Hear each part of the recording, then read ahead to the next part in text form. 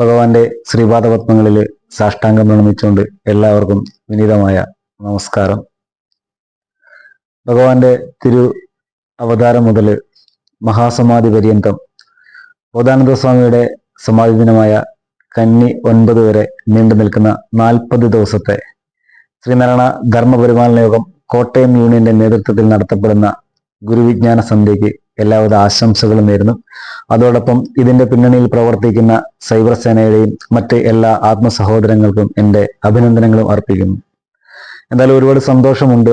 നമുക്ക് മുമ്പേ ഒരുപാട് ആളുകൾ നല്ല രീതിയിൽ ഗുരുവിനെ കുറിച്ച് സംസാരിച്ച് കടന്നുപോയ വേദിയിൽ 22ാമത്തെ ദിവസമായ ഇന്ന് ഞാൻ എത്തി നിൽക്കുകയാണ്. ഈ ഒരു ദിവസത്തിന് മറ്റെല്ലാ ദിവസത്തെക്കാളും വളരെ ഒരു പ്രത്യേകത ഉള്ളൊരു ദിവസം കൂടിയാണ്. ഭഗവാന്റെ ആ ദിവ്യമായ ജയന്തി നമ്മൾ ആഘോഷിച്ച, മാമാങ്കത്തെയും ജയിക്കുന്ന മഹോത്സവമായി നമ്മൾ ആഘോഷിച്ച ഈ അവസരത്തിലാണ് ഞാൻ നിങ്ങൾക്ക് മുന്നിൽ എത്തി നിൽക്കുന്നത്. അപ്പോൾ നമുക്ക് നമ്മെ നാമാക്കി മാറ്റിയ, നാം ഇന്ന് അനുഭവിക്കുന്ന സർവത്ര സ്വാതന്ത്ര്യത്തിന്റെയും കാരണഭൂതനായ ഭഗവാൻ ശ്രീനാരായണ ഗുരുദേവന്റെ പാതാരബിന്ദങ്ങളിൽ സാഷ്ടാംഗം പ്രണമിച്ചുകൊണ്ട് ഗുരുവിന്റെ ദിവ്യമായ ആചാര്യത്തിലൂടെ ഈ തിരുജയന്തി ദിനത്തിൽ നമുക്കൊന്ന് സഞ്ചരിക്കാം.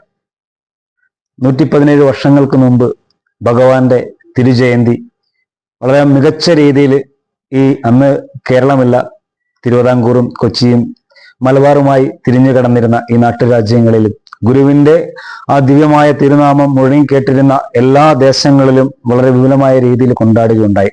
ആ അവസരത്തിൽ മഹാഗുരുവിന്റെ ദിവ്യമായ ആ തിരുസ്വരൂപത്തെ വരാൻ പോകുന്ന തലമുറകൾ അറിയട്ടെ, അവർ അത് അറിഞ്ഞുകൊണ്ട് ഗുരുവിനെ ഹൃദയത്തിലേക്ക് പ്രതിഷ്ഠിച്ചുകൊണ്ട് അവരുടെ ജീവിതം ചൈതന്യപൂർണ്ണമായി തീരട്ടെ എന്നൊരു ആത്മപ്രതിജ്ഞയോടുകൂടി ഭഗവാൻ ശ്രീനാരായണ ഗുരുദേവന്റെ സ്നേഹവാത്സല്യങ്ങൾ ഏറ്റുവാങ്ങി ജീവിതത്തിന്റെ എത്തേണ്ടിടത്തെത്തി നേടേണ്ട ലക്ഷ്യം നേടി ഇവിടെ നിന്നും മടങ്ങിപ്പോയ ഭഗവാൻ പിടിച്ചുകൊണ്ട് വിശ്വത്തിന്റെ ഹൃദയത്തിലേക്ക് പ്രതിഷ്ഠിച്ച വിശ്വമഹാകവി കുമാരനാശാന്റെ വിശാലമായ ഹൃദയത്തിൽ നിന്ന് മുതിർന്നു വന്ന ഗുരുവിന്റെ ഗുരുസ്വരൂപത്തെയും അവതാര മഹാത്മ്യത്തെയൊക്കെ വർണ്ണിക്കുന്ന അതിവിശിഷ്ടമായ കൃതി. കുമാരനാശാൻ ഒരുപാട് കൃതികൾ ഗുരുവിനെ കുറിച്ച് എഴുതാൻ സാധിച്ചിട്ടില്ല. സ്വാമി തിരുനാൾ വഞ്ചിപ്പാട്ട്, അതേപോലെ ഗുരുപാദ ദശകം, ഗുരുസ്തവം, പിന്നെ ഗുരുവിന്റെ തിരുജയന്തിയോടനുബന്ധിച്ചുള്ള ഒറ്റപ്പദ്യങ്ങൾ, അങ്ങനെ പിന്നെ അപൂർണമായ ഒരു ജീവചരിത്രമാണ് കുമാരനാശാൻ എഴുതാൻ സാധിച്ചത്. പക്ഷേ കുമാരനാശാൻ ജീവനോടെ ഉണ്ടായിരുന്നുവെങ്കിൽ ഏറ്റവും മികച്ച ഒരു ജീവിത ചരിത്രം നമുക്ക് കിട്ടിയേനെ. നമ്മുടെ ഭാഗ്യദോഷം കൊണ്ട് നമുക്കത് കിട്ടിയില്ല. അപ്പോൾ ആശാൻ എഴുതിയ ഗുരുവിനെ സ്തുതിച്ചുകൊണ്ട് കീർത്തനങ്ങളിൽ ഏറ്റവും നീളം കൂടിയത്, ഏറ്റവും ബൃഹത്തായ കൃതി എന്ന് പറയുന്നത് 1910 സ്വാമികൾക്ക് 54 തിരുവയസ്സ് തികഞ്ഞ വേളയിൽ കുമരകംകാരുടെ അഭ്യർത്ഥന പ്രകാരം ആശാൻ എഴുതിയ, കുമരകംകളിക്കാരെന്ന് പറഞ്ഞാൽ വള്ളംകളി പ്രേമികളാണ് അല്ലെ. അപ്പൊ ആ വള്ളം തുഴയുമ്പോൾ തങ്ങളുടെ ഗുരുവിന്റെ ഗുരുസ്വരൂപത്തെ ഹൃദയത്തിലേക്ക് നിറച്ചു വെച്ചുകൊണ്ട് ആ വഞ്ചി തുഴയുന്ന രീതിയിൽ വഞ്ചിപ്പാട്ട് ആശാൻ എഴുതുകയുണ്ടായി. ആ വഞ്ചിപ്പാട്ട് എന്ന് പറയുന്നത് ഭഗവാൻ ശ്രീനാരായണ ഗുരുദേവനിലേക്കുള്ള ഒരു ഭക്തി കയറാണ്. സാധാരണ ഒരു ഭക്തന് ഗുരുവിന്റെ ഗുരുസ്വരൂപത്തെ അറിഞ്ഞുകൊണ്ട് ഹൃദയപീഠത്തിലേക്ക് പ്രതിഷ്ഠിക്കാൻ സാധിക്കുന്ന ഒരു ഭക്തി കയറാണ് ആശാൻ 1910 എഴുതി തന്ന, ജൂലൈ മാസമാണ് അത് എഴുതിയിരിക്കുന്നത്, 10 എഴുതി തന്ന സ്വാമി വഞ്ചിപ്പാട്ട്. നമുക്കിപ്പോൾ ഈ 171 വർഷങ്ങൾ കഴിഞ്ഞ് നമ്മൾ പുനർചിന്തനം ചെയ്യുമ്പോഴത്തേക്ക് ഗുരുവിന്റെ ഗുരുസ്വരൂപത്തെയും ആ അവതാര മഹാത്മ്യയൊക്കെ ആധുനിക യുഗത്തിന് എത്രമാത്രം അറിയുവാനും അത് ഹൃദയത്തിലേക്ക് പ്രതിഷ്ഠിക്കുവാനും ഒക്കെ സാധിച്ചിട്ടുണ്ട് എന്നുള്ളൊരു പുനർചിന്തനം ആശാൻ 117 വർഷങ്ങൾക്ക് മുമ്പ് എഴുതിയ ആ വഞ്ചിപ്പാട്ടിലൂടെ 171 വർഷങ്ങൾ ഗുരുവിന്റെ തിരുജയന്തി ആഘോഷിക്കുന്ന വേളയിൽ നമുക്കൊന്ന് സഞ്ചരിക്കാം. ഞാനൊന്ന് ചൊല്ലിത്തരാം, നമുക്കൊന്ന് ഏറ്റു ചൊല്ലിക്കൊണ്ട് നമുക്ക് അതിന്റെ ആഴങ്ങളിലേക്കൊക്കെ ഒന്ന് സഞ്ചരിക്കാം. അപ്പോൾ ആശാൻ 117 വർഷങ്ങൾക്ക് മുമ്പ് എഴുതിയ ആ ഗുരുവിന്റെ ഗുരുസ്വരൂപത്തിലേക്ക് ആ ഭക്തിക്കയറിലൂടെ നമുക്കൊന്ന് സഞ്ചരിക്കാം. വരുവിൻ സഹോദരരെ വരുവിനിന്നു നാമെല്ലാം ഒരു കൊല്ലം കാത്ത സ്വാമി തിരുനാളല്ലോ. പരം നമ്മെ ഉയർത്തുവാൻ പരമപുരുഷൻ സ്വാമി തിരുവവതാരം ചെയ്ത സുദിനമല്ലോ. കാർമുകിലിൻ കാലമീത കഴിഞ്ഞമ്പരം തെളിഞ്ഞു താർമകൾ തൻ നൃത്തമായി ധരയിലെന്നും. തുമയോടെ വിളങ്ങുന്നു തരുക്കൾ തൃണങ്ങൾ പോലും കോമളദളങ്ങളാർന്നും കുസുമമാർന്നും. പറക്കുന്നു പൂമ്പാറ്റകൾ പരമാനന്ദമായെങ്ങും നിറയ്ക്കും നീളം കാട്ടുപൂം പരിമളങ്ങൾ. കഴിഞ്ഞു കൊയ്ത്തു വയലൊഴിഞ്ഞു ധാന്യങ്ങൾ തിങ്ങി വിഴിഞ്ഞു ഗൃഹങ്ങൾ വേറും സുഭിക്ഷമായി. പെരുത്താഘോഷമെന്നാരും പറയാതറിയാരാഗം പരത്തുന്നു ഞാലിലാടി പികവാണിമാർ. തരത്തിലോണക്കോടികൾ ധരിച്ചും കളിയുമായി ദരിദ്രരും ധനികരും ദളിതകേരം. തിരുവോണമാവിട്ടവും തരസ കഴിഞ്ഞുവല്ലോ, സരസമിന്നു സ്വാമി തൻ തിരുനാളല്ലോ. വരുമാറില്ലഹോ കങ്കവിഗതോത്സവമാം നാളിൽ ഒരു കാലത്തും സ്വാമി തൻ തിരുനക്ഷത്രം. ഈ വരികളെല്ലാവരും ശ്രദ്ധിച്ചൊന്നുകൂടെ നമുക്കൊന്ന് ചൊല്ലിപ്പോ അല്ലെ. ആശാൻ 117 വർഷങ്ങൾക്ക് മുമ്പ് പാടിയിരിക്കുകയാണ്. ഇന്ന് നമ്മൾ ഈ ജയന്തി ആഘോഷിച്ച വേളയിൽ നമ്മുടെ നാടിന്റെ നാനാഭാഗങ്ങളിലൂടെ സഞ്ചരിച്ചാൽ അന്ന് എത്ര ദീർഘദർശിത്വത്തോടു കൂടിയാണ് ക്രാന്തദർശിയായ വിശ്വമഹാകവി അക്ഷരങ്ങളിലൂടെ ഈ വരികൾ എഴുതിയിട്ടിരിക്കുന്നത് നമുക്കിന്ന് പുനർചിന്തനം ചെയ്യുമ്പോഴാണ് ആശാന്റെ ആ ദീർഘദർശിത്വം നമുക്ക് കാണാൻ സാധിക്കുന്നത്. ആശാൻ അവിടെ പാടി വെച്ചിരിക്കുകയാണ്, വരുമാറില്ലാഹോ കങ്കവിഗതോത്സവമാം നാളിൽ ഒരു കാലത്തും സ്വാമി തൻ തിരുനക്ഷത്രം. 1910 പാടി വെച്ചിരിക്കുകയാണ് അല്ലെ. നമ്മെ നാമാക്കി മാറ്റിയ, നാം ഇന്ന് അനുഭവിക്കുന്ന സർവ്വത്ര സ്വാതന്ത്ര്യത്തിനെയും കാരണഭൂതനായ ഭഗവാൻ ശ്രീനാരായണ ഗുരുദേവന്റെ തിരുജയന്തി ഒരു കാലഘട്ടത്തിലും ഒരു വിഗതോത്സവമായിട്ട് മാറത്തില്ല. മാമാങ്കത്തെയും ജയിക്കുന്ന ഒരു മഹോത്സവമായിട്ട് മാറുമെന്നാണ് 10 കവി പാടി വെച്ചിരിക്കുന്നത്. ഇന്ന് നമ്മൾ 117 വർഷം കഴിയുമ്പോൾ ഒരു തിരിഞ്ഞു നോട്ടം നോക്കുമ്പോഴത്തേക്ക് കേരളത്തിന്റെ നല്ല, ഭാരതത്തിന്റെ 4 അതിരുകളെയും ഉല്ലംഘിച്ചുകൊണ്ട് വിദേശ രാജ്യങ്ങളിൽ പോലും ഭഗവാൻ ശ്രീനാരായണ ഗുരുദേവനെ ഹൃദയപീഠത്തിലേക്ക് പ്രതിഷ്ഠിച്ച ആളുകൾ ഗുരുവിന്റെ ആ ദിവ്യമായ ജയന്തി ആഘോഷിക്കുന്ന ഒരു കാഴ്ച നമ്മളിപ്പോൾ സോഷ്യൽ മീഡിയ പ്ലാറ്റ്ഫോമിലൂടെയൊക്കെ കണ്ടുകൊണ്ടിരിക്കുകയാണ് അല്ലെ. അപ്പോൾ അന്ന് ആശാൻ പാടി വെച്ചത് വെറുതെയല്ല. അടുത്ത വരിയിൽ ആശാൻ പറയുകയാണ്, ശരി ജനക്ഷേമാർത്ഥമായി ധരയിൽ അവതരിക്കും പുരുഷന്റെ പുണ്യദിനം ഇതുപോൽ വേണം. ആരുടെ ക്ഷേമത്തിന് വേണ്ടിയാണ് ഭഗവാൻ അവതരിച്ചതെന്ന് ആശാൻ അവിടെ പറഞ്ഞു വെച്ചിരിക്കുകയാണ്. ശരി ജനക്ഷേമാർത്ഥമായി ഈ ധരയിലേക്ക് അവതരിക്കുന്ന ഒരു പുണ്യപുരുഷന്റെ പുണ്യദിനം ഇതുപോൽ വേണമെന്നാണ് ആശാൻ പാടി വെച്ചിരിക്കുന്നത്. അടുത്ത വരിയിലേക്ക് വരുമ്പോഴത്തേക്ക് എന്താണ് ആശാൻ പാടുന്നത്? സമസ്ത സദ്ഗുണങ്ങൾക്കും സമഗ്ര നിലയൻ ധീമാനമർത്യ ഗുരു സമാനനദി തേജസ്വി. ഗുരു എന്തിനു വേണ്ടിയാണ് താഴേക്ക് വന്നതെന്ന് ആശാൻ പറയുകയാണ്. നമുക്കഭ്യുദയം നൽകും ഗുരുവായി ദൈവമായച്ച നമസ്കരണീയൻ സ്വാമി ജയിച്ചിടുന്നു. അടുത്ത വരി ആശാൻ പറയുന്നത്, മതബോധവും വിദ്യയും പരത്തുന്നു നമ്മൾക്കഭിമതമാം ആചാരം സ്വാമി അരുളിടുന്നു. നമ്മളുടെ ആചാരം അല്ലെ, നമ്മൾ എങ്ങനെ സഞ്ചരിക്കണമെന്ന് കൃത്യമായിട്ടുള്ള ഒരു മതബോധവും ആചാരവും ഭഗവാൻ നമുക്ക് കൃത്യമായിട്ട് ചെയ്തു തന്നിട്ടുണ്ട്. അത് വെറുതെ അല്ലല്ലേ. അരുവിപ്പുറം മുതലുള്ള ഓംകാരേശ്വരം വരെയുള്ള ഗുരുവിന്റെ ക്ഷേത്ര പ്രതിഷ്ഠകളും ആ പ്രതിഷ്ഠയിലുള്ള മൂർത്തികളെ എങ്ങനെ ആരാധിക്കണം, ഉത്തമമായ രീതിയിലേക്കുള്ള അവരെ ആരാധിക്കുവാൻ വേണ്ടിയുള്ള കൃതികളും ഗുരു പ്രതിഷ്ഠിച്ച ക്ഷേത്രങ്ങളോട് കൂടിയൊക്കെ അവിടെയുള്ള ആളുകൾക്ക് വേണ്ടി അല്ലെ, മാടനെയും മറുതയെയും യക്ഷിയെയും ചാത്തനെയും ചാമുണ്ടിയെയും ഒക്കെ ആരാധിച്ചിരുന്ന സമൂഹത്തിന്റെ ഇടയിലേക്ക് ഇറങ്ങി വന്നുകൊണ്ട് നിങ്ങൾ ഇനി ഇവരൊന്നും ആരാധിക്കേണ്ട, മഹാദേവനെയും കുടുംബത്തിനെ ആരാധിച്ചോളാൻ പറഞ്ഞുകൊണ്ട് ആ വിശ്വമഹാഗുരു അരുവിപ്പുറം മുതൽ ഓംകാരേശ്വരം വരെ നമുക്ക് ക്ഷേത്രങ്ങൾ പ്രതിഷ്ഠിച്ചു തന്നു. ക്ഷേത്രങ്ങൾ പ്രതിഷ്ഠിക്കുക മാത്രമല്ല ചെയ്തത്, സ്വാത്വികമായ രീതിയിലുള്ള ഒരു ആരാധനയ്ക്ക് വേണ്ടി നമുക്ക് കീർത്തനങ്ങളുടെ ഭഗവാന്റെ സ്വന്തം അനുഭൂതി സമ്പന്നമായ വരികൾ നമുക്ക് എഴുതി തരികയുണ്ടായി അല്ലേ. അപ്പോൾ അതൊക്കെ എടുത്തു വെച്ചുകൊണ്ടാണ്, പഠിച്ചിട്ടാണ് കൃത്യമായിട്ട് ആശാൻ പറയുന്നത്, മതബോധവും വിദ്യയും പരത്തുന്നു നമ്മൾക്കഭി മതമാം ആചാരം സ്വാമി അരുളിയിടുന്നു. സ്വാമി പറഞ്ഞു തന്ന ആചാരങ്ങൾ അനുഷ്ഠിച്ചുകൊണ്ട് ജീവിക്കുന്ന ആളുകളുടെ ജീവിതയാത്ര സർവൈശ്വര്യ സമ്പൽ സമൃദ്ധമായി തീരും എന്നുള്ളതിന് യാതൊരു സംശയവുമില്ല. അടുത്ത വരിയിലേക്ക് വരുമ്പോഴത്തേക്ക് എന്താ പറയുന്നത്? സതതം നമ്മുടെ ഭാവി ഗതമാം ഗുണത്തെ ഓർത്തു വിദഗ്ധ്യമാനായി സ്വാമി വസിച്ചിടുന്നു.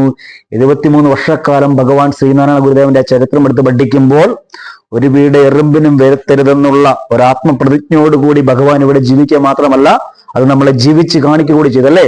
അതിലൂടെ നമ്മുടെ ഭൗതികവും ആത്മീയപരമായിട്ടുള്ള ശ്രേയസ്സിലേക്കാണ് ഭഗവാന്റെ വഴിത്തറയിലൂടെ സഞ്ചരിക്കുമ്പോൾ നമ്മൾ നടന്നു നീങ്ങുന്നതെന്നാണ് ഈ വരിയിൽ നമുക്ക് കണ്ടെത്താൻ സാധിക്കുന്നത്.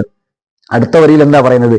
പരനിഗമങ്ങളുടെ പാരകത്വം കൊണ്ടും നിത്യ ചാരുചര്യ കൊണ്ടും ശുദ്ധ തപസ്സുകൊണ്ടും കേരളത്തിലെന്നുമല്ല പുറത്തും പവിത്രമായി പേരെടുത്തുന്നതുപോലെ പുരുഷനുണ്ടോ? ഒരു വലിയൊരു ചോദ്യമാണ്. 1910 ചോദിച്ചിരിക്കുന്നത്. എന്റെ ഗുരുവിന് സമാനമായി ആരാണ് ഇവിടെ ഉള്ളത്? എന്തുകൊണ്ടാണത്?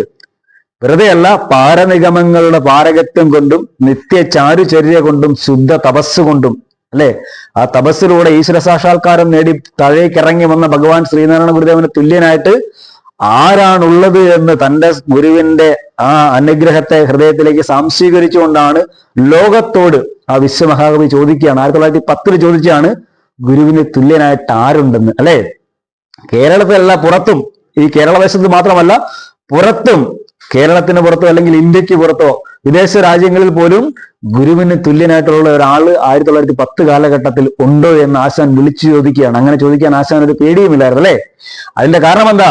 അടുത്ത വരിയിൽ ആശാൻ പറയുകയാണ്, അരിയ ബാല്യം മുതൽക്കേ പരമഭാഗവതനായി ചിരതരം മുൻപാർജിച്ച പുരു പുണ്യത്താൽ. സ്വാമിയുടെ ജീവചരിത്രം എടുത്ത് പഠിക്കുമ്പോൾ നമുക്കറിയാൻ സാധിക്കും, അല്ലെ? കുഞ്ഞുനാൾ മുതൽ ആശാനൊക്കെ എഴുതി വെച്ചിരിക്കുന്ന അപൂർണമായ ജീവചരിത്രങ്ങൾ വായിക്കുമ്പോൾ നമുക്കല്ലേ മൂർക്കോത്ത് കുമാരനോ കോട്ടുവയ്ക്കൽ വേലായുധനോ മയ്യനാട് കെ ദാമോദരൻ മാസ്റ്ററോ ഒക്കെ എഴുതി വെച്ചിരിക്കുന്ന ജീവചരിത്രം എടുത്ത് പഠിക്കുമ്പോൾ നമുക്ക് കാണാൻ സാധിക്കും, ബാല്യത്തിലെ തന്നെ പൂജയ്ക്ക് കൊണ്ട് വെച്ചിരുന്ന ഫലമൂലാദികളൊക്കെ എടുത്ത് കഴിച്ചിട്ട് ഞാൻ ഈശ്വരൻ പ്രസാദിക്കണമെങ്കിൽ ഞാൻ പ്രസാദിച്ചാൽ ഈശ്വരൻ പ്രസാദിക്കുമെന്നൊക്കെ ഒരു ചെറുപ്പത്തിൽ പറഞ്ഞ കാര്യങ്ങളൊക്കെ നമുക്ക് അറിയാൻ സാധിക്കും, അല്ലെ? അപ്പൊ ചെറുപ്പത്തിലെ തൊട്ട് ഭഗവാൻ ഒരു ആത്മീയപരമായ മേഖലയിൽ സഞ്ചരിച്ചതാണ്. അരിയ ബാല്യം മുതൽക്കേ പരമഭാഗവതനായി ചിരതരം മുൻപാർജിച്ച പുരുപുണ്യത്താൽ എന്നാണ് എഴുതി വെച്ചിരിക്കുന്നത്, അല്ലെ? അപ്പൊ ചെറുപ്പത്തിലെ മുതൽ ഭഗവാൻ ഒരാത്മീയപരമായ അന്തർമുഖമായിട്ടുള്ള രീതിയിലാണ് സഞ്ചരിച്ചിരിക്കുന്നതെന്നാണ് പറഞ്ഞിരിക്കുന്നത്. ഇനി അടുത്ത വരിയിലേക്ക് ചെല്ലുമ്പോഴത്തേക്കാണ് ഗുരുവിന്റെ ആ ഒരു വലിയൊരു നമ്മളുടെ പരമായ ഭാഗ്യവും ഗുരുവിന്റെ അനന്തമായ കാരുണ്യത്തെയും അക്ഷരങ്ങളിലൂടെ ആശാൻ വരച്ചിട്ടിരിക്കുന്ന അടുത്ത വരിയിലാണ്. പരമഹംസനി വണ്ണം മരുവുന്നു ലൗകികൻ പോൽ പരമഭാഗ്യമീതെന്ന് പറയേണ്ടു നാം, അല്ലെ? നമ്മളുടെ ജീവിതത്തിൽ ഉണ്ടായിരിക്കുന്ന എല്ലാവിധമായ ഐശ്വര്യങ്ങളുടെയും അടിത്തറ എന്ന് പറയുന്നത് എന്താണെന്ന് എന്നെ ശ്രമിച്ചുകൊണ്ടിരിക്കുന്ന ആളുകൾ ആരെങ്കിലും ഒരിക്കലെങ്കിലും ചിന്തിച്ചിട്ടുണ്ടോ? ഇന്ന് നമ്മൾ എല്ലാ രീതിയിലും ഭൗതികപരമായും ആത്മീയപരമായും ഗുരുവിന്റെ പാതയിലൂടെ സഞ്ചരിക്കുന്നവർ എല്ലാ മേഖലകളിലേക്കും ഉയർന്നു വന്നിരിക്കുകയാണ്. അതിന്റെ അടിത്തറ എന്താണെന്ന് ആരെങ്കിലും ചിന്തിച്ചിട്ടുണ്ടോ? ഒരു നിമിഷം നമുക്ക് ചിന്തിക്കാം. നമ്മളുടെ ചിന്തയുടെ ആഴങ്ങളിലേക്ക് നമ്മെ കൊണ്ടുപോകാൻ വേണ്ടിയാണ് ആശാൻ അക്ഷരങ്ങളിലൂടെ എഴുതിയിട്ടിരിക്കുന്നത്. ആശാൻ പാടി വെച്ചിരിക്കുകയാണ്, പരമഹംസനി വണ്ണം മരുവുന്നു ലൗകികൻ പോൽ പരമഭാഗ്യമീതെന്ന് പറയേണ്ടു നാം. നമ്മളുടെ എല്ലാവരുടെയും എല്ലാവിധമായ ഐശ്വര്യങ്ങളുടെയും അടിത്തറ എന്ന് പറഞ്ഞാൽ, ആധുനിക കേരളത്തിന്റെ അടിത്തറ എന്ന് പറഞ്ഞാൽ എന്താ? പരമഹംസനായ ഒരു മഹാഗുരു ഇവിടെ ലൗകികനെ പോലെ വസിച്ചതാണ്. 73 വർഷക്കാലം ജനങ്ങളുടെ ഇടയിലേക്ക് ഒരാത്മജ്ഞാനി, അല്ലെ? ആത്മജ്ഞാനത്തിന്റെ പടവുകൾ അതിന്റെ ഏറ്റവും ഉന്നതിയിൽ ഇരുന്ന ഒരു മഹാഗുരു താഴേക്ക് ഇറങ്ങി വന്നു. താഴെ തട്ടില് കഷ്ടം ദീനം പിടിച്ചോ മധുരേര് കുടിച്ചോ കിടക്കുന്ന ലോകരുടെ ഇടയിലേക്ക് ഇറങ്ങി വന്നുകൊണ്ട് അവരിൽ ഒരാളായി നിന്നുകൊണ്ട് അവർക്ക് വേണ്ടി പ്രയത്നിച്ചത് കൊണ്ടാണ് ഇന്ന് ഈ കാണുന്ന എല്ലാവിധമായ ഐശ്വര്യങ്ങളിലേക്ക് നമ്മൾ ഉയർന്നു വന്നത് എന്നാണ് ആശാൻ ഈ വരികളുടെ ആഴങ്ങളിലേക്ക് നമ്മൾ ചെല്ലുമ്പോൾ കാണാൻ സാധിക്കുന്നത്. അടുത്ത വരിയിൽ ആശാൻ പറയുകയാണ്, സ്തുതിയും പിഴയും ഉപകൃതിയും ദ്രോഹവും സ്വർണ്ണ തതിയും ലോഷ്ടവും സ്വാമിക്കൊരുപോലെ താൻ. ഗുരുവിനെ വന്ദിച്ചാലും നിന്ദിച്ചാലും എല്ലാം ഭഗവാൻ ഒരേപോലെയാണ്, അതിനെ എല്ലാം കാണുന്നതെന്നാണ് ആശാൻ പറഞ്ഞു വെച്ചിരിക്കുന്നത്. അടുത്ത വരിയിൽ ആശാൻ പാടി വെച്ചിരിക്കുകയാണ്, മതിയില്ലെന്നാലും ലോകഗതിയോർത്ത് സ്വാമി കാട്ടും അതിശയ നയം കണ്ടാൽ മതിയാകുമോ എന്ന്. മതിയില്ലെന്നാലും ലോകഗതിയോർത്തു സ്വാമി കാട്ടും അതിശയ നയം കണ്ടാൽ മതിയാകുമോ. അതിന്റെ കാരണം എന്താ? അടുത്ത വരിയിൽ ആശാൻ പാടി വെച്ചിരിക്കുക, പരമാത്മവിദ്യയുടെ പരമാവധി കണ്ടോരി ധരണിയിൽ സ്വാമിയെ പോലൊരുവരില്ല. പരമാത്മവിദ്യയുടെ പരമാവധി കണ്ടവർ ഈ ധരണിയില, ഈ ലോകത്ത് എന്റെ ഗുരുവിനെ പോലെ മറ്റാരുമില്ല എന്ന് ആശാൻ പാടി വെച്ചിരിക്കുകയാണ്. പരിഹിത ബുദ്ധി എന്ന് പരകാര്യം സ്വാമിക്കില്ല, തിരകിലും സ്വാർത്ഥമില്ലാത്ത അരിമ്പ് പോലും. ഒരുപോലെ തന്നെയും ഒരെറുമ്പയും കനിഞ്ഞുള്ളിൽ കരുതുന്നു സ്വാമി ജന്തു കരുണാനിധി. ദാസൻ വെറുതെ എഴുതി വെച്ചിരിക്കുന്ന അല്ല എന്ന് നമുക്ക് അറിയാൻ സാധിക്കും. ഗുരുവിന്റെ ജീവിത ചരിത്രം എടുത്ത് പഠിക്കുമ്പോൾ നമ്മളൊക്കെ ആണെങ്കിൽ ഭക്ഷണം കഴിച്ചിട്ട് കൈ കഴുകുമ്പോഴത്തേക്ക് നമ്മൾ താഴേക്കോ അല്ലെങ്കിൽ കഴുകുന്നിടത്തേക്ക് നമ്മൾ ശ്രദ്ധിക്കാറില്ല. പക്ഷെ ഭഗവാൻ ഭക്ഷണം കഴിച്ചതിന് ശേഷം കൈ കഴുകുമ്പോൾ താഴെ കുഞ്ഞു ജീവികളുണ്ടോ എന്ന് നോക്കിയിട്ടേ കൈ കഴുകുമായിരുന്നുള്ളൂ എന്ന് ഗുരുവിന്റെ ജീവിത ചരിത്രം എടുത്ത് പഠിക്കുമ്പോൾ നമുക്ക് കാണാൻ സാധിക്കും. അതിന്റെയൊക്കെ അടിത്തറയിലാണ് ആശാൻ എഴുതി വച്ചിരിക്കുന്നത്, ഒരുപോലെ തന്നെയുമേറെറുമ്പയും കനിഞ്ഞുള്ളിൽ കരുതുന്നു സ്വാമി ജന്തു കരുണാനിധി. അടുത്ത വരിയില് ഈ ആധുനിക കേരളത്തിൽ ഇന്നും ഭഗവാന്റെ തിരുജയന്തി തിരുവവതാര വർഷം 171 എത്തി നിൽക്കുമ്പോഴത്തേക്ക് ഗുരു ആരാണെന്നും ഗുരു എന്താണെന്നും ഒന്നും ഗുരുവിന്റെ തണലിൽ വളർന്നു വന്ന ആളുകൾക്ക് പോലും വേണ്ട രീതിയിൽ മനസ്സിലാക്കാൻ സാധിച്ചിട്ടില്ല. പക്ഷെ ഗുരുവിനെ ഇന്നും, ഒരു സത്യദർശിയായ ഒരു ഗുരുവിനെ ഇന്നും വേണ്ട രീതിയിൽ അറിഞ്ഞുകൊണ്ട് ഗുരുവിന് വേണ്ട ആചാര ഉപചാരങ്ങൾ അർപ്പിക്കുവാൻ ഗുരു അവതരിച്ച ഈ കൊച്ചു കേരളത്തിൽ ഇന്നും സാധിച്ചിട്ടില്ല എന്നുള്ള ചരിത്രപരമായ ദുഃഖ സത്യമാണെന്നിരിക്കെ 117 വർഷങ്ങൾക്ക് മുമ്പ് ഗുരുവിനെ ആരോടൊപ്പമാണ് ആശാൻ തുലനം ചെയ്യുന്നത് നാം അറിയണം, അല്ലെ? ഇന്ന് ഗുരുവിനെ ആരോടൊപ്പമാണ് സാധാരണ ആളുകൾ തുലനം ചെയ്യുന്നത്? പക്ഷെ ഗുരുവിനോടൊപ്പം ഉണ്ടായിരുന്ന ആ വിശ്വമഹാകവി കുമാരനാശാൻ തന്റെ ഗുരുവിനെ ആരോടൊപ്പമാണ് തുലനം ചെയ്യുന്നത് നാം അറിയണം, അല്ലെ? ആശാൻ തുലനം ചെയ്തിരിക്കുന്ന ആരോടൊപ്പമാണ്? സാരമോർക്കിലാഹിംസരിൽ സുഗതനോ ബ്രഹ്മചര്യ പരകരാമിതികേലിൽ സുഖബ്രഹ്മനോ നാരായണ ഗുരു സ്വാമി വൃതനിഷ്ഠരിൽ പുരാണ നാരായണ മുനി താനോ ഞാൻ അറിഞ്ഞില്ല. സത്യദർശികളായ മഹാഋഷി പരമ്പരയോടാണ് ഭഗവാൻ ശ്രീനാരായണ ഗുരുദേവനെ തുലനം ചെയ്തിരിക്കുന്നത്. ഇന്ന് ഈ കൊച്ചു കേരളത്തില് അല്ലെ രാഷ്ട്രീയക്കാരൊക്കെ വന്ന് ഗുരുവിനെ ആരോടൊപ്പമാണ് കൂട്ടി കിട്ടുന്നത്? നമുക്ക് തന്നെ ഗുരുവിനെ പഠിക്കുന്ന ആളുകൾക്ക് ശരിക്കും പറയാൻ സങ്കടം തോന്നും. ഗുരുവിനെ ആശാൻ പാടി വെച്ചിരിക്കുന്നത് സാരമോർക്ക് അഹിംസയിൽ, അല്ലെ? അഹിംസയാണ് പരമമായ ധർമ്മമെന്ന് മഹാമന്ത്രം മുഴക്കിക്കൊണ്ട് ഈ പാരിൽ അവതരിച്ച സുഗതനാര ബുദ്ധനോട്, ഭഗവാൻ ബുദ്ധനോടും അതുപോലെ തന്നെ ബ്രഹ്മചര്യ പരകരാമതികളിൽ സുഖബ്രഹ്മനോടും അതുപോലെ നാരായണ ഗുരുസ്വാമി പുരാണ നാരായണ മുനിയാണോ എന്നാണ് ആശാൻ ചോദിച്ചിരിക്കുന്നത്.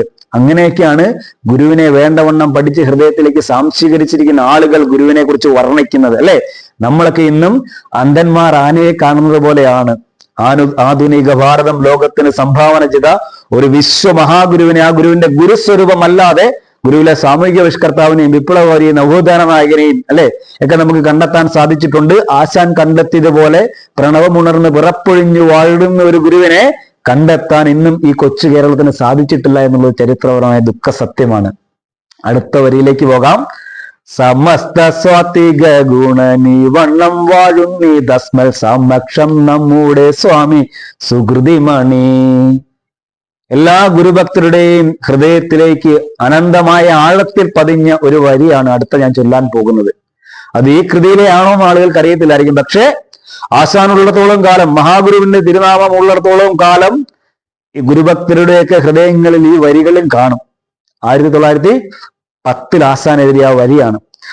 നമിക്കുവിൻ സഹചരെ നിയതമി ഗുരുപാദം നമുക്കിതിൽ പരം ദൈവം നിനക്കിലുണ്ടോ, അല്ലെ? ആശാൻ എവിടെന്നാ ചോദിച്ചത്?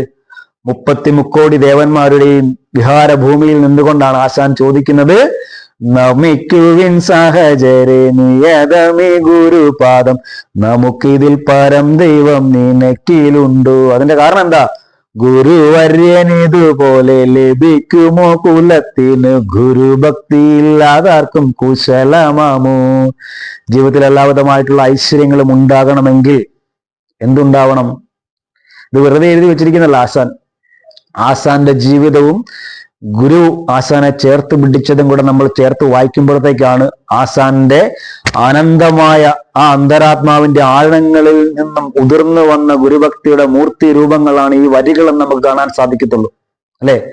ആശാന്റെ അച്ഛൻ ആശാന്റെ നന്നേ ചെറുപ്പത്തിൽ തന്നെ അല്ലെ തന്നെ താനാക്കി മാറ്റി, അല്ലെങ്കിൽ നമ്മുടെ എല്ലാവിധമായ ഐശ്വര്യങ്ങളുടെയും അടിത്തറയായ ആ ഗുരുവിന്റെ തൃപ്പാദങ്ങളിലേക്ക് ആശാനെ അയക്കുകയാണ്.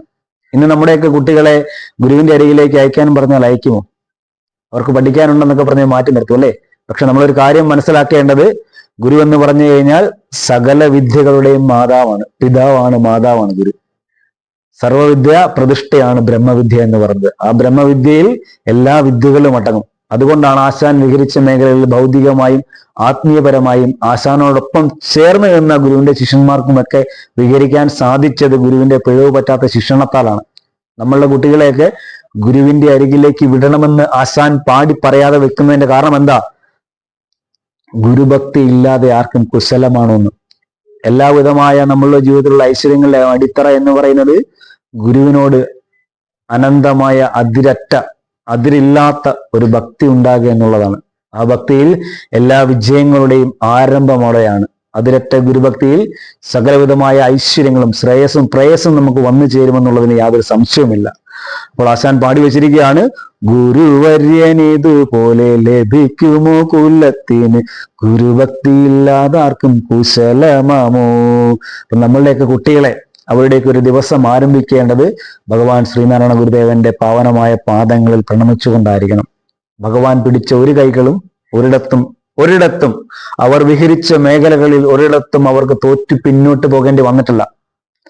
ഗുരുവിനോടൊപ്പം ചേർന്നവരൊക്കെയും ചരിത്രത്തിന്റെ ഭാഗമായ വിശുദ്ധമായ ചരിത്രമാണ് ഭഗവാൻ ശ്രീനാരായണ ഗുരുദേവന്റെ 73 വർഷക്കാലത്തെ ചരിത്രമെന്ന് ഈ 171ാമത് തിരുജയന്തി വേളയിൽ ഞാൻ നിന്നോട് പറയുകയാണ്. അത് ഞാൻ വെറുതെ പറഞ്ഞതല്ല.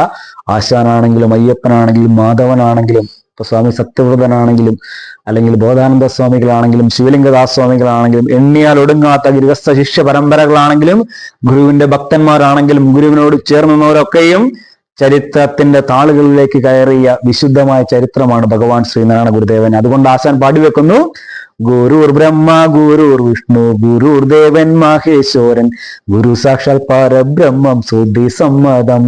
ശ്രുതിയുടെ സമ്മതത്തോടു കൂടിയാണ് ആശാൻ എഴുതിയിരിക്കുന്നത് ഈ വാക്കുകളെല്ലാം. ഗുരു ബ്രഹ്മാവാണ്. നമ്മൾ തന്നെ ചൊല്ലാറുണ്ടല്ലേ, ഓം ഗുരു ബ്രഹ്മ ഗുരുർ വിഷ്ണു ഗുരുർ ദേവോ മഹേശ്വര ഗുരു സാക്ഷാത് പരം ബ്രഹ്മ തസ്മൈ ശ്രീ ഗുരുവേ നമഃ എന്ന് പറയുന്നത്. ആ മന്ത്രത്തെയാണ് ആശാൻ ഈ വരികളിലേക്ക് സംശീകരിച്ചു വെച്ചിരിക്കുന്നത്. ശ്രുതിയുടെ സമ്മതത്തോടു കൂടി തന്നെയാണ് ഗുരുവിനെ നമ്മൾ ആരാധിക്കുന്നത് എന്നുള്ള ഉത്തമമായ ബോധ്യം ആശാൻ അവിടെ ഉണ്ട്. അത് കഴിഞ്ഞ് ആശാൻ പാടി വെക്കുകയാണ്, അൻപത്താകിലേശ കൃപ സമ്പത്ത് കൊണ്ടിന്നു സ്വാമിക്ക് 54 തിരുവയസ് വീതം. 1910 സ്വാമിക്ക് 54 തിരുവയസ്സായെന്ന് ഈ കീർത്തനം എടുത്ത് പഠിക്കുമ്പോൾ നമുക്കറിയാൻ സാധിക്കും. ഇമ്പത്തോടെ വിടുന്നു 54 ഭാഗ്യ കൊമ്പത്തു നാം കാരേറുമാറിയിരുന്നിടട്ടെ. ഇമ്പത്തോടെ അവിടുന്ന് 54 ഇരുന്നു. അതുകൊണ്ട് എന്തുണ്ടായി? നമ്മൾ ഭാഗ്യത്തിന്റെ കൊമ്പത്തേട്ട് നമ്മൾ കരയേറുമാറി ഇരുന്നിരട്ടെ എന്നാണ് ആശാൻ പാടി വെക്കുന്നത്. അത് കഴിഞ്ഞ് ആശാനത് അതിന്റെ ഏറ്റവും വൈൻഡപ്പ് ചെയ്യുന്ന വേളയിലേക്ക്, ഇതിന്റെ സമാപന പദ്യങ്ങളിലേക്ക് വരുമ്പോഴത്തേക്ക് ആശാൻ പാടുകയാണ്, നയിക്കനയമി എന്ന ദിവസങ്ങൾ സുഖം സ്വാമി ദയക്കധീനനായി വാഴുക നമുക്കീശ്വരൻ. ജയിക്ക സ്വാമി ജയിക്ക നമ്മുടെ ഭാഗ്യ ജയക്കൊടിയായ സ്വാമി ജയിക്ക നിത്യം.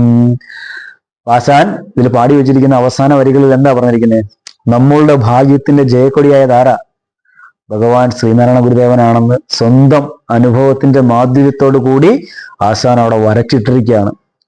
ഈ പദ്യങ്ങളുടെയൊക്കെ ആഴങ്ങളിലേക്ക് നമ്മൾ ചെല്ലുമ്പോഴത്തേക്ക് നമുക്ക് മനസ്സിലാക്കാൻ സാധിക്കുന്നത് ആശാൻ ഉണ്ടായിരുന്ന അതിരറ്റ അനന്തമായ ഗുരുഭക്തി. ആ ഗുരുഭക്തി ഒന്ന് മാത്രം മതി ജീവിതത്തിൽ എല്ലാവിധമായ ഐശ്വര്യങ്ങളും നേടി നമ്മുടെ ജീവിതയാത്ര നമുക്ക് പൂർത്തീകരിക്കാൻ സാധിക്കുമെന്ന് സ്വന്തം അനുഭവത്തിന്റെ അടിത്തറയിലാണ് ആശാൻ അവിടെ വരച്ചിട്ടിരിക്കുന്നത്. അത് ആശാന്റെ അനുഭവങ്ങൾ ആശാന്റെ മാത്രമല്ല, ആ വരികളുടെ ആഴങ്ങളിലേക്ക് ഇറങ്ങി ചെല്ലുകയാണെങ്കിൽ അല്ലെ, അനന്തമായ ആ വിശ്വത്തിന്റെ ഹൃദയത്തിലേക്ക് മഹാകവിയെ എടുത്ത് പ്രതിഷ്ഠിക്കുകയുണ്ടായി. അതേ രീതിയിൽ തന്നെ ആ മഹാകവിക്കുണ്ടായ അനുഭവങ്ങൾ നമ്മളുടെ ഹൃദയത്തിന്റെ ആഴങ്ങളിലേക്കും ഉണ്ടാകണമെങ്കിൽ അങ്ങോട്ടുള്ള ഒരു ചൂണ്ടുപലക അല്ലെങ്കിൽ അങ്ങോട്ട് പോകുവാനുള്ള ഒരു രാജപാതയാണ് വിശ്വമഹാകവി കുമാരനാശാൻ നമുക്ക് വേണ്ടി എഴുതി തന്ന 1910 എഴുതിയ സ്വാമിക്ക് 54 തിരുവയസ്സ് തികഞ്ഞ വേളയിൽ എഴുതിയ സ്വാമി തിരുനാൾ വഞ്ചിപ്പാട്ട്.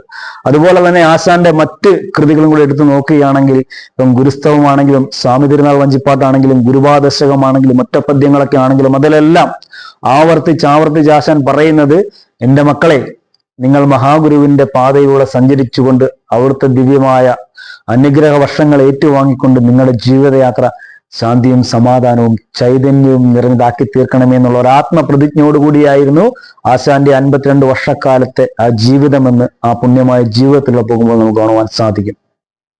ഈ 171 വർഷങ്ങൾ കഴിഞ്ഞ് നമ്മളിപ്പോൾ തിരിഞ്ഞു നോക്കുമ്പോൾ നമ്മളെല്ലാവരും ഒരു പുനർചിന്തനം കൂടി ചെയ്യണം. വെറുതെ ആഘോഷിച്ചെങ്ങ് മാത്രം പോയാൽ പോരാ ഒരു ജയന്തി എന്ന് പറഞ്ഞാൽ. ഒരിക്കൽ ആശാൻ എഴുതുകയുണ്ടായി വിവേകോദയത്തിൽ, സ്വാമി ഭക്തരോടൊരു വാക്ക് എന്ന് പറഞ്ഞുകൊണ്ട് നമ്മൾ എത്ര ദൂരം എത്തി എന്നുള്ള ഒരു ചോദ്യമുണ്ടായി. ആശാന്റെ ആ വാക്കുകളെയും സുകുമാർ അഴീക്കോടൻ മാഷിന്റെ ഗുരുവിന്റെ ദുഃഖം എന്നുള്ള പുസ്തകത്തിലെ വാക്കുകളെയും കൂടെ കൂട്ടിച്ചേർത്തുകൊണ്ട് ഈ 171ാമത് തിരുജയന്തി ആഘോഷിക്കുന്നവരിൽ നമുക്കൊരു പുനർചിന്തനം ചെയ്യാം. നമ്മൾ അത്ര ദൂരം ഗുരുവിനോടൊപ്പം എത്തി, അല്ലെ? ശരിയല്ലേ?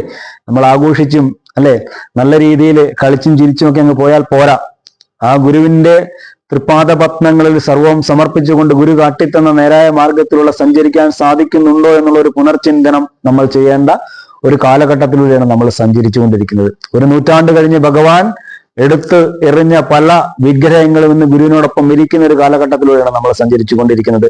ഭഗവാൻ അരുതെന്ന് പറഞ്ഞതൊക്കെ വീണ്ടും വീണ്ടും ആവർത്തിച്ചരുതെന്ന് പറഞ്ഞതൊക്കെ വീണ്ടും വീണ്ടും നമ്മളുടെ ഇടയിലേക്ക് ഇറങ്ങി വരുന്ന ഒരു കാലഘട്ടത്തിലൂടെയാണ് നമ്മൾ സഞ്ചരിച്ചു കൊണ്ടിരിക്കുന്നത്.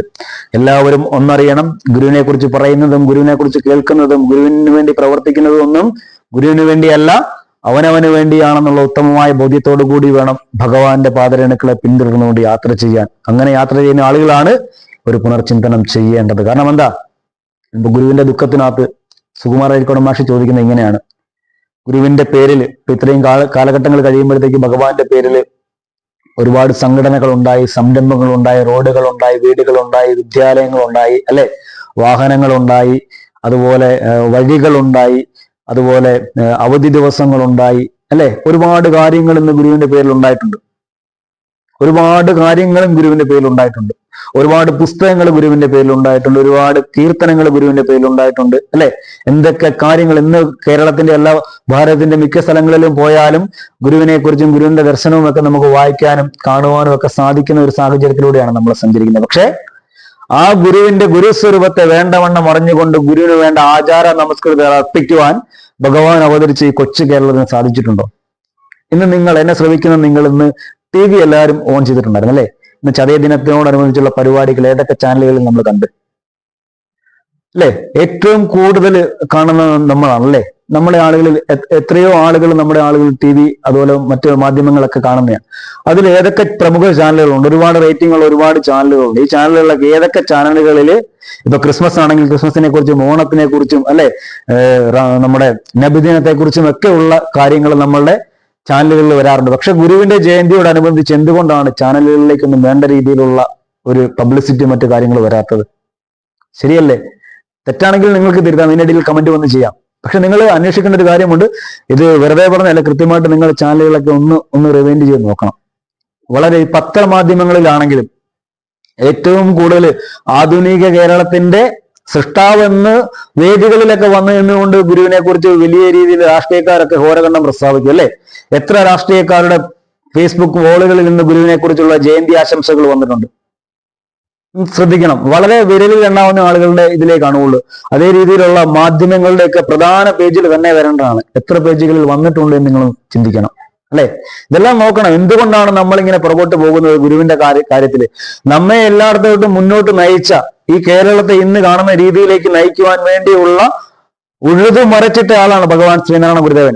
ആ ഗുരുദേവന്റെ സത്യദർശനത്തെ വേണ്ട രീതിയിലേക്ക് വരുന്ന തലമുറകളുടെ ഹൃദയത്തിലേക്ക് പ്രതിഷ്ഠിച്ചു കൊടുക്കേണ്ടത് നമ്മുടെ ഓരോരുത്തരുടെയും ഉത്തരവാദിത്തമാണ്, കടമയാണ്. കാരണം എന്താ, ഇന്നത്തെ ലോകമെന്ന് പറഞ്ഞാൽ, അല്ലെ, ഗുരു കാട്ടിത്തന്ന അനുകമ്പയുടെയും, അല്ലെ, ആ കാരുണ്യത്തിന്റെയും കരുണയുടെയും ഒന്നും ലോകമല്ല ഇന്ന് നാം സഞ്ചരിക്കുന്ന ലോകം. അതിലേക്ക് ആളുകൾ വരണമെന്നുണ്ടെങ്കിൽ ആധുനിക ലോകം ഭാരതത്തിന് സംഭാവന ചെയ്ത വിശ്വമഹാഗുരുദേവന്റെ തത്വദർശനങ്ങൾ യുവഹൃദയങ്ങളിലേക്ക് പ്രതിഷ്ഠിക്കണം. അതിന് നമ്മെ കൊണ്ട് ഉതകുന്ന കാര്യങ്ങളെല്ലാം നാം ചെയ്തു കൊടുക്കണം. അങ്ങനെയുള്ള ഒരു ആത്മപ്രതിജ്ഞ ആയിരിക്കണം ഈ 171ാമത് തിരുജയന്തി ആഘോഷിച്ച വേളയിൽ നമ്മുടെ ഉള്ളിൽ നിന്ന് മുതിർന്നു വരേണ്ടത്. അതായിരിക്കണം ഗുരുവിന് നമ്മൾ കൊടുക്കാനുള്ള ഏറ്റവും വലിയൊരു ഗുരുപൂജ. ഭഗവാന്റെ 171ാമത് തിരുജയന്തി ആഘോഷിക്കുന്ന വേളയിൽ നമ്മളിപ്പോൾ വിശ്വമഹാകവി കുമാരനാശാൻ എഴുതിയ സ്വാമിതീവഞ്ചിപ്പാട്ടിന്റെ പുറമെ മാത്രമാണൊന്ന് സഞ്ചരിച്ചത്. അപ്പൊ അതിലുള്ള സഞ്ചാരത്തിൽ നമുക്ക് മനസ്സിലാക്കാൻ സാധിച്ചത് ഗുരുവിനോടൊപ്പം ചേർന്ന് നിന്നാൽ, അല്ലെങ്കിൽ ഗുരു നയിച്ച വഴിയിലൂടെ സഞ്ചരിച്ചാൽ എല്ലാവിധമായ ഐശ്വര്യങ്ങളും നമ്മുടെ ജീവിതത്തിൽ വന്നു ചേരും എന്നുള്ളതിന് യാതൊരു സംശയവുമില്ല. അങ്ങനെയുള്ള ഒരു ബ്രഹ്മനിഷ്ഠനായ ഗുരുവിനെയാണ് നമ്മൾ ആരാധിക്കുന്നത് എന്ന് ആസാൻ അക്ഷരങ്ങളുള്ള നമുക്ക് മുന്നേ പറഞ്ഞു തരികയുണ്ടായി. നമ്മൾ ചിന്തിക്കേണ്ടത് ഈ 171ാമത് തിരുജയന്തിയിൽ ഗുരുവിനോടൊപ്പം എത്രമാത്രം ചേർന്ന് നിന്നുകൊണ്ട് നമുക്ക് ഗുരു കാട്ടിത്തന്ന പാതയിലുള്ള സഞ്ചരിക്കാൻ സാധിക്കുന്നുണ്ട് എന്നുള്ള ഒരു പുനർചിന്തനമാണ്. ഈ ജയന്തി വളരെ വിപുലമായ രീതിയിൽ ആഘോഷിച്ചാചരിക്കുന്ന ഈ അവസരത്തിൽ പല ആളുകളും ഗുരുവിനെ മറന്നുകൊണ്ട് ഇതിലൊന്നും പങ്കെടുക്കാതെ സഞ്ചരിക്കുന്ന ഒരു കാലഘട്ടത്തിലൂടെയാണ് നാം സഞ്ചരിക്കുന്നത്. അങ്ങനെയുള്ള ആളുകൾ ആലോചിക്കേണ്ട, അല്ലെങ്കിൽ അവർ ഓർത്തിരിക്കേണ്ട ഒരു വസ്തുത എന്ന് പറഞ്ഞാൽ, ഇന്ന് മറ്റു പല സ്ഥലങ്ങളിലേക്കും ഗുരുവിനെ മറന്നുകൊണ്ട് പോകുവാനുള്ള കരുത്ത് നമുക്ക് തന്നത് ഗുരുവാണെന്നുള്ള ഓർമ്മ നമുക്ക് ഈ ജയന്തി ദിനത്തിൽ ഉണ്ടാവണം. ഗുരുവിനെ മറന്നുകൊണ്ടുള്ള യാത്ര എന്ന് പറഞ്ഞാൽ ഇരുട്ടിൽ നിന്നും ഇരുട്ടിലേക്കുള്ള ഒരു യാത്രയാണ്. ഇരുട്ടിൽ നിന്നും വെളിച്ചത്തിലേക്ക് നമ്മെ നയിച്ച ആളാണ് വിശ്വമഹാഗുരു ഭഗവാൻ ശ്രീനാരായണ ഗുരുദേവൻ. ആ ഭഗവാൻ ശ്രീനാരായണ ഗുരുദേവൻ തിരിതെളിച്ച ഭാരതത്തിലെ തന്നെ സംഘടനകളുടെ എല്ലാം മാതാവായ ശ്രീനാരായണ ധർമ്മപരിപാലന യോഗത്തോട് ചേർന്ന് നിന്നുകൊണ്ട് നമുക്ക് ഗുരു കാട്ടിത്തന്ന വഴിയിലൂടെ സഞ്ചരിക്കാം എന്നുള്ള ഒരു ആത്മപ്രതിജ്ഞയോടുകൂടി നിങ്ങൾക്ക് എല്ലാവർക്കും ഭഗവാൻ ശ്രീനാരായണ ഗുരുദേവന്റെ അനന്തമായ അതിരറ്റ അനുഗ്രഹം ഉണ്ടാകട്ടെ എന്നൊരു പ്രാർത്ഥനയോടുകൂടി ഇപ്രകാരം ഒരു പുണ്യമായ കർമ്മത്തിന് വേണ്ടി പിന്നണിയിൽ ഒരുപാട് ആളുകളുടെ ഒരുപാട് പ്രയത്നത്തിന്റെ ഫലമായിട്ടാണ് 40 ദിവസം എന്ന് പറഞ്ഞാൽ നിസ്സാരമല്ല. നമ്മുടെ ജീവിതയാത്രയിൽ നമുക്കൊന്നിനും സമയമില്ല എന്ന് പറഞ്ഞുകൊണ്ട് നമ്മൾ തള്ളിക്കളഞ്ഞുകൊണ്ട് പോകുന്ന ഒരു കാലഘട്ടത്തില് 40 ദിവസം നിങ്ങളുടെ മുന്നിലേക്ക് ഇതുപോലെ വ്യത്യസ്തമായ ആളുകളെ കൊണ്ടുവരണമെന്നുണ്ടെങ്കിൽ അതിന്റെ പിന്നണിയിൽ പ്രവർത്തിക്കുന്ന എൻ്റെ ആത്മ സഹോദരങ്ങൾക്കെല്ലാവർക്കും ഗുരുവിന്റെ അനന്തമായ കാരുണ്യം ഉണ്ടാകട്ടെ എന്നുള്ള ഹൃദയം നിറഞ്ഞ പ്രാർത്ഥനയും അതോടൊപ്പം അവർക്ക് വേണ്ട എല്ലാ പിന്തുണയും നൽകുന്ന ശ്രീനാരായണ ധർമ്മപരിപാലനം യോഗം കോട്ടയം യൂണിയന്റെ നേതൃത്വം അലങ്കരിക്കുന്ന എല്ലാ ആളുകൾക്കും എൻ്റെ അഭിനന്ദനങ്ങളും അർപ്പിച്ചുകൊണ്ട് എൻ്റെ ഈ വാക്കുകളെ ആധുനിക കേരളത്തിന് അടിത്തറ പാകിയ ഭഗവാൻ ശ്രീനാരായണ ഗുരുദേവന്റെ പാതാരവിന്ദങ്ങളിൽ സാഷ്ടാംഗം പ്രണമിച്ചുകൊണ്ട്, അതേപോലെ തന്നെ ഗുരുവിനോടൊപ്പം ചേർന്ന് നിന്നുകൊണ്ട് ചരിത്രത്തിന്റെ ഭാഗമായ ഗുരുവിന്റെ അവതാര മഹാത്മ്യത്തെ നമ്മുടെ ഹൃദയങ്ങളിലേക്ക് പ്രതിഷ്ഠിച്ചു തന്ന വിശ്വമഹാകവി കുമാരനാശാന്റെ പാവനപാദങ്ങൾ സമർപ്പിച്ചുകൊണ്ട് നിർത്തട്ടെ. നന്ദി, നമസ്കാരം.